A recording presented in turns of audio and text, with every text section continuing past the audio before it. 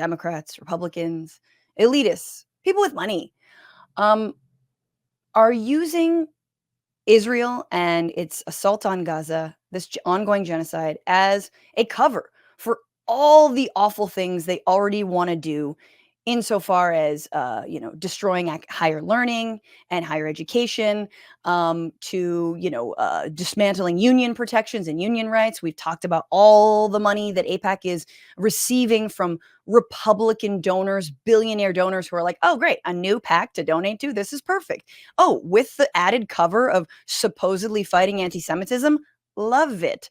So that's been the theme. Like, how in the hell are Democrats allowing this to happen? And it's come to every issue now. And now it has finally come for the COVID mask. That's right, people. The masks are no longer protected. Remember, the thing that Democrats, supposedly Democrats, because Republicans made the issue of keeping safe such a partisan issue, supposedly the issue we all care about, right? If you're a blue state, you're blue city, you got mask requirements, you encourage people to keep themselves and others safe. It's a neighborly thing to do, the camaraderie thing to do. I don't know what I'm saying. You know what I mean? The masks, everyone loves the masks. And then it became this whole like weaponizing against the right. Are you an anti-masker? Are you pro-mask? Antima, as I used to say. But suddenly, Palestine undid this for them. So now Democratic mayors like Kathy Hochul in New York, and now sadly like Karen Bass in Los Angeles, are saying, maybe we should ban masks. Kathy Hochul's even saying we should ban them on subways. And this is specifically in response to what? Palestine protesters who want the genocide to stop. And so all the things that the right couldn't do, now with this cover of, a mass murdering state that somehow we still have to keep supporting, they can do it. So here's Kathy Hochul. We will not tolerate individuals using masks to evade responsible for criminal or threatening behavior. My team is working on a solution, but on a subway, people should not be able to hide behind a mask to commit crimes. I've spoken to Mayor Adams, who's been outspoken on this issue, with the MTA, with local law enforcement, and beginning conversations with the legislature, since this takes legislative action, which we're considering. All it took was Palestine to make these Democrats anti-maskers, to commit crimes, of trying to not breathe other people's COVID air. Just like, this is the subway we're talking about. You already have a problem with ridership. Now you want to ban masks? Are you kidding me? And this all stems from some protest that happened on a subway that, of course, got elevated up to the level of, excuse me, Kathy, you are the governor, not the mayor. I misspoke earlier. That gets elevated up to the statewide level. It's insane.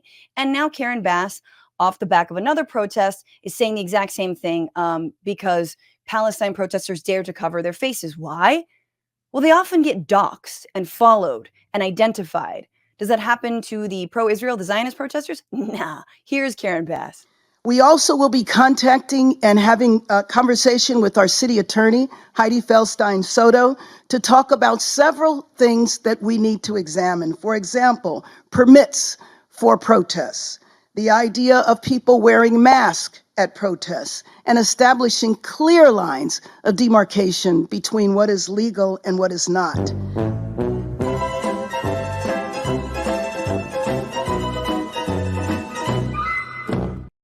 So if you're listening as a podcast, that's thanks to, I believe, Hotspot on Twitter, who put together a mashup at the end there of all the times that Karen Bass said, hey, wear a mask, keep yourself safe, wear a mask. Oh, but what if it's got a kafia print on it? Oh, no. Then it's terrorism, clearly. So it's just, again, if this is a small side story in the broader story here around Israel and Gaza and Palestine. But man, how revelatory. Man, how weak are these Democrats? You can't stand behind keeping people safe. What if there's another pandemic outbreak? What if there's another pandemic? The avian flu is making its rounds. What happens then? Well, I don't know. Some of those people trying to not get avian flu could believe that we need a ceasefire. So, gotta outlaw masks. Can you imagine? Obviously, Eric Adams is like, hell yeah. More reasons to put cops in subways to make sure people don't have masks on. Love it. It's so sad and so pathetic. And we will see if they go forward with it. What's going on, Frantifa? If you haven't already, subscribe to this channel right now. Hit that button. And also, you can become a patron and support the show every single week. Get access to bonus episodes and exclusive merchandise. Patreon.com/bitchuation room. Do it.